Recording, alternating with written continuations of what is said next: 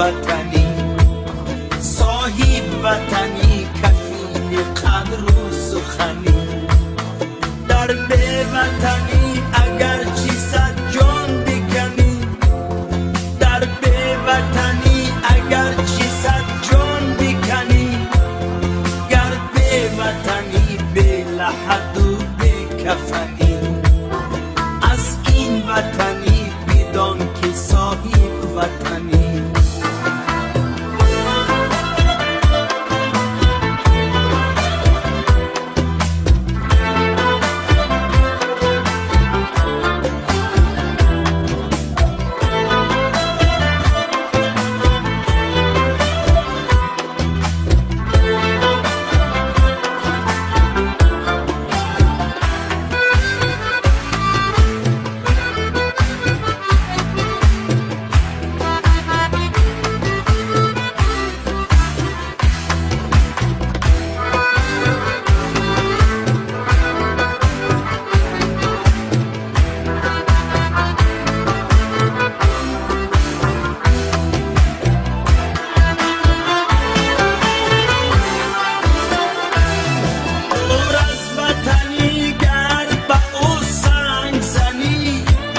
هم ناکس و هم خاین و هم اهریمنی.